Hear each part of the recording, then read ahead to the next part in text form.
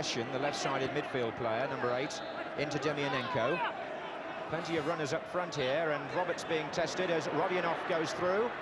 And turned in, and a great chance actually for Litvichenko, who must surely look back on that and think he should have scored. Rodionov was the man who made it, number 10, but when he brushed his way past Graham Roberts here, and as he got a left foot attempt in, Litvichenko just needed a touch there to put the ball in.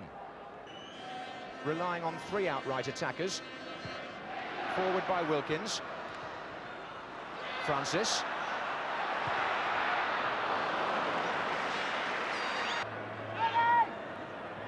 Robson. Wilkins.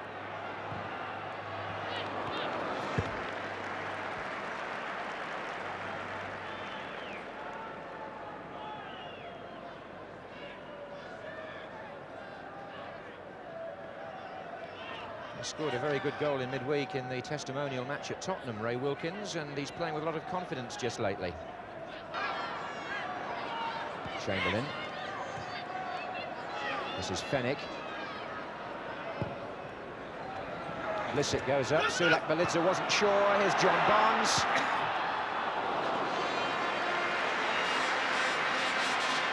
Well, John Barnes is still to score for England after 8 appearances.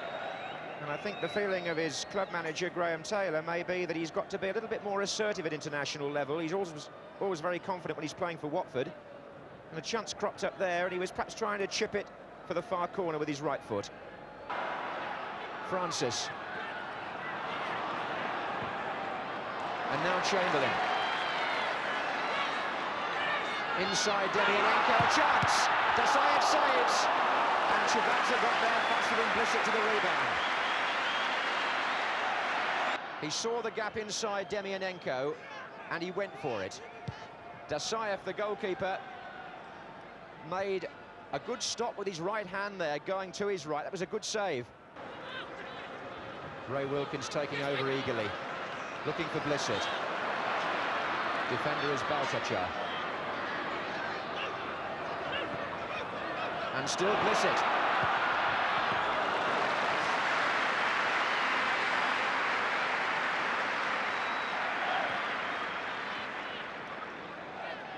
Certainly some progressive forward play by England. They're looking for the spaces in this Soviet defence, and they're prepared to attack them, it would seem. And there's Rodionov.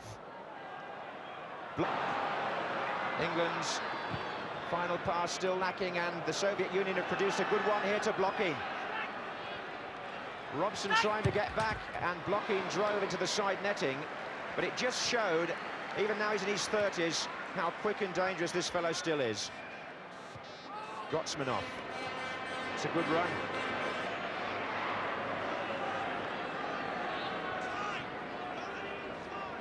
Oganesyan's pulled away to the far side. It's a good effort, and Shilton forced to make a very good save.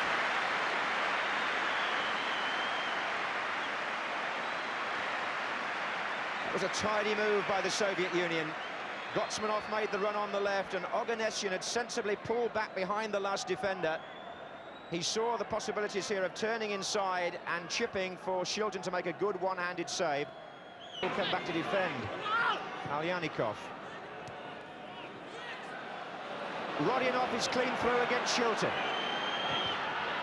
And he's still there as Rodionov, and Sansom had to make the last challenge on Oganesyan, but the England goalkeeper excels himself again. 3 outstanding saves now. Well, Rodionov, who's a good young player from Spartak Moscow, normally a reliable finisher, the angle wasn't brilliant for him, but look how Shilton stood up and made the attacker make the decision. Sansom then covered well. To Shilton in such fine form. We're in stoppage time at the end of the first half at Wembley. No score. And here's Luther Blissett. That's well played by Blissett. Oh, the goalkeeper got a hand to it, and Barnes couldn't reach the rebound. And the referee brings to a close a first half notable for the goalkeeping of Rinat Dasayev at one end in the Soviet goal, and the brilliant Peter Shilton for England.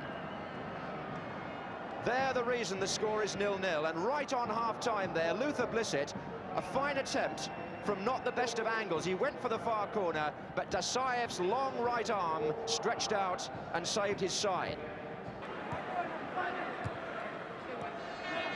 Litvichenko for the Soviet Union. Oh, and Duxbury has slipped badly there, and Gotsmanov has put the Soviet Union into the lead. Sergei Gotsmanov, the scorer, after a bad slip by Mike Duxbury, consoled by Ray Wilkins. And after 53 minutes, the Soviet Union, from the type of through ball they've been exploiting so well, are in the lead. But Duxbury was favourite to collect that until he slipped, and Gotsmanov was in. Shilton began to come, but the finish was good.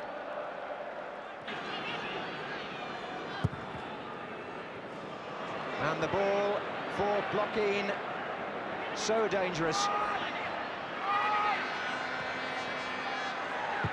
He's curled it against the post. The Soviet master of sport, who's played brilliantly across the world over the last 10 years, Oleg Blokhin, beautifully there.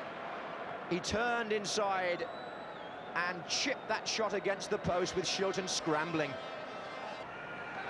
He's got some skill too, the number 10. Alyenikov onto Litvichenko. Now Blokhin. And Blokhin on his left foot again. And the deflection for Oganessian, offside. No goal.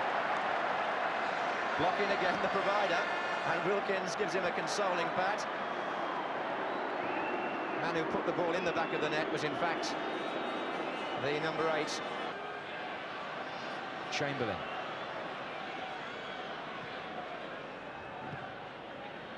Wilkins to Duxbury, and Haitley's there. And he'd appreciate any sort of service in the air. Blissett turning them. Wilkins. And Haitley. Good power in the shot.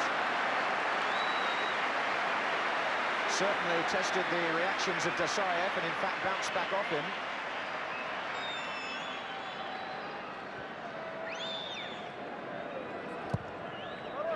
And just look at that ball, pumped forward for Blokhin, and Graham Roberts is stretched to reach him. Blokhin did brilliantly. And Roberts brought him down. And what does the referee do? Does he award the Soviet Union a penalty for the tackle by Graham Roberts on Oleg Blokhin? But in fact, he chooses instead to take up a position on the far side of the penalty area, having looked closely at his linesman, and the Soviet team, somewhat confused, have only got a corner. Here's Wilkins, and Chamberlain is out wide.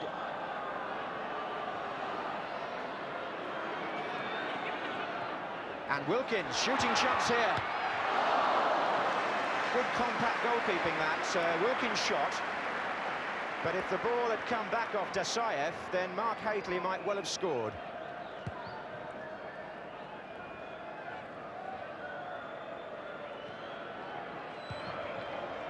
We're in stoppage time. The Soviet Union lead 1-0. Protasov headed the ball on, and Blokhin is in here. Good save by Shilton, and the follow-up goes in by Protasov. Right at the end.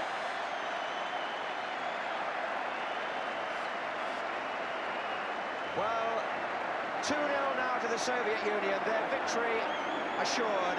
Shilton disconsolate. And Protasov, who just come on as sub, makes certain.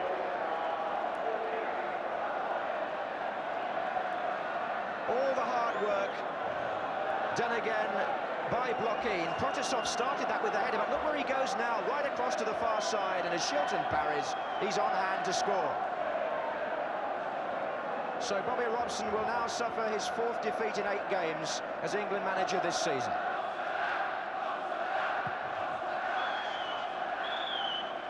So England end their season in home matches with another defeat.